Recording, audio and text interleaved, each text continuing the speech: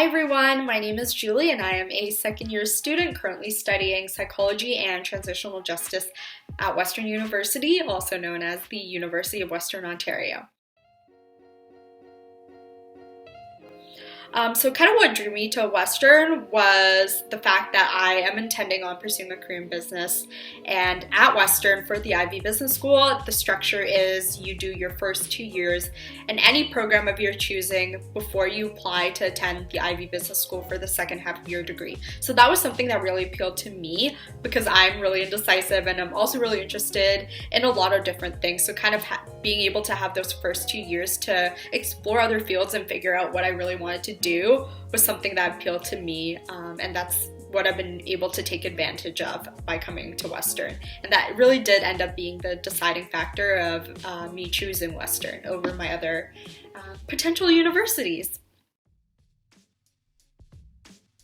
So for the teaching styles and workloads for the psychology and transitional justice kind of program, so my honors specialization, which is another form of a major here at Western, is in psychology, and then my minor is in transitional justice. But in terms of psychology, the teaching style is pretty straightforward. So for most of my classes right now, I'll have a weekly lecture as well as a weekly tutorial or lab, and then for most of those classes I'll also have some weekly quizzes or assignments just to ensure that I'm keeping up to date on the material and staying engaged, and it kind of helps spread out the marks from the exams as well.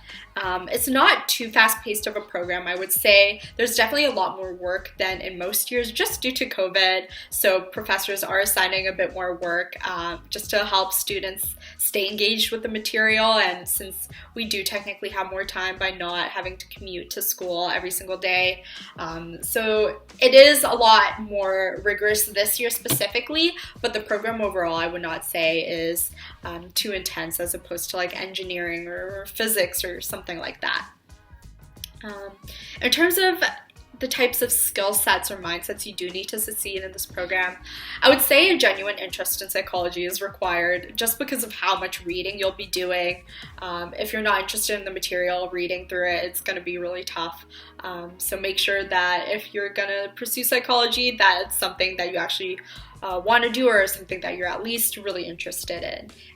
In addition to that, I would say kind of an analytical mindset is really helpful for some classes. So for example, the research class that would be required for second year is really beneficial to have kind of that analytical mindset, critical thinking skills for, because you're reading through research. You gotta think critically about kind of the implications of that research and how you can apply it to like the findings that you'll be working on through that course as well.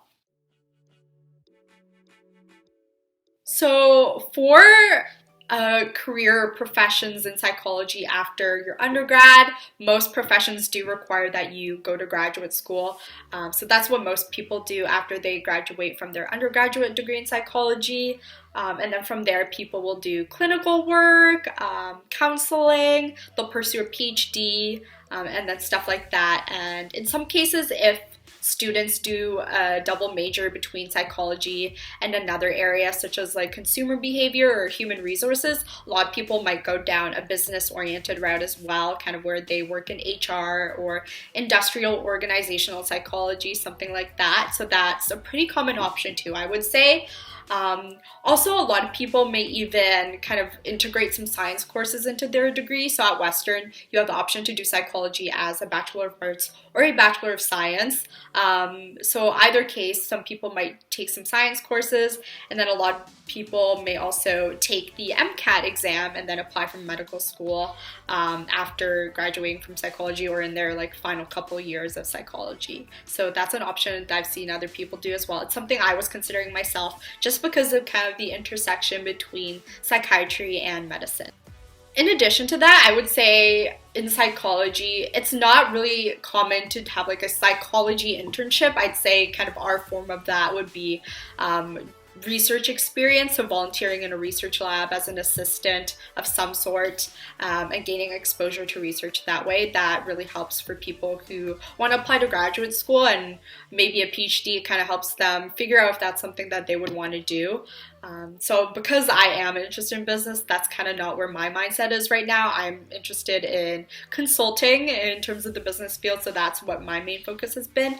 But if you are in psychology, getting research experience by volunteering for labs and to help with professors and researchers is a really beneficial way to kind of get your foot in the door for opportunities like that, and to just figure out if psych research is something you want to do.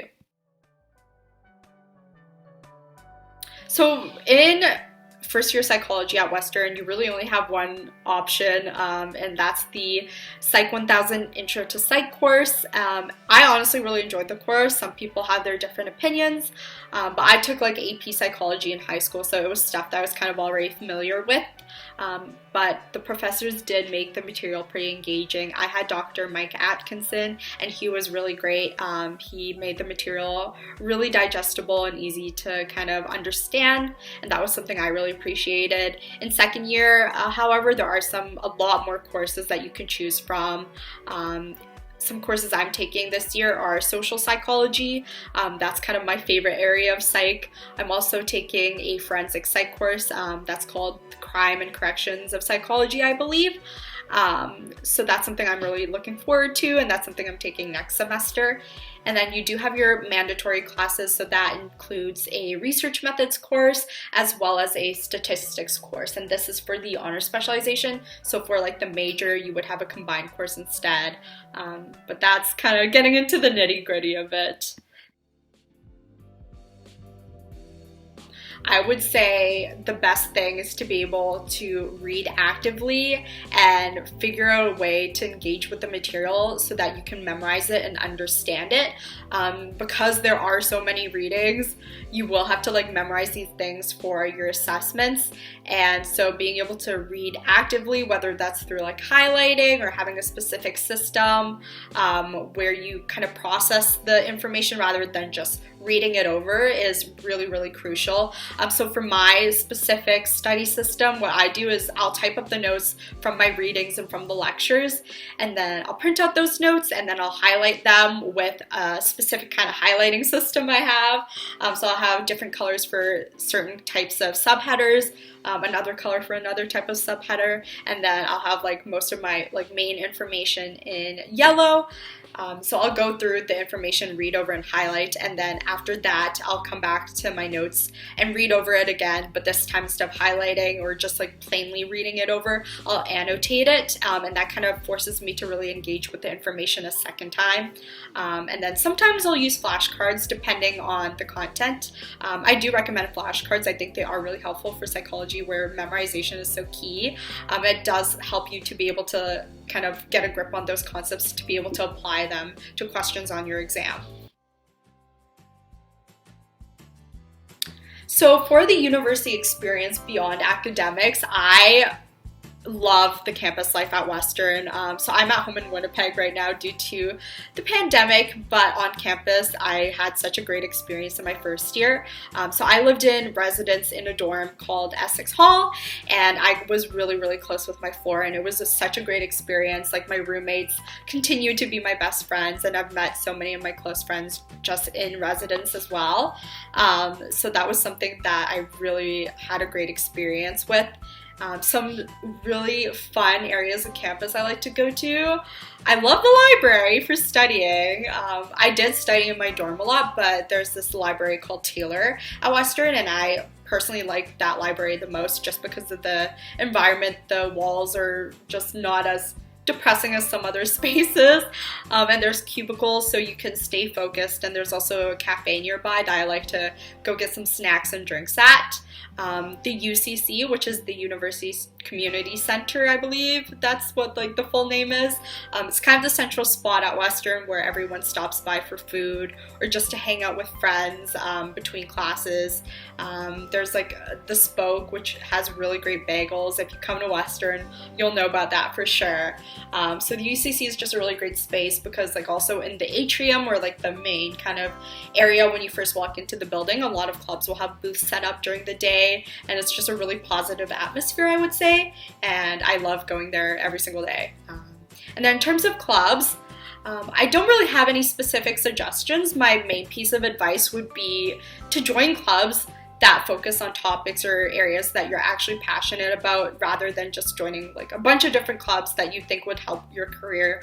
If you join something you're passionate about and something you're genuinely interested in, it serves you so much better. You'll be able to stand out more in terms of future job applications or applying for other opportunities, and it shows that you have that initiative to kind of take on roles in something that you care about. I think that joining clubs was the best way to make friends. Especially if you don't end up living in residence, joining clubs is like the single most way that you can make friends and meet other people. At Western, a lot of the classes are really big in first year, so sometimes it can be hard to make friends that way. But yeah, if you join clubs, that's probably the best way to meet other people and also like-minded people. So yeah.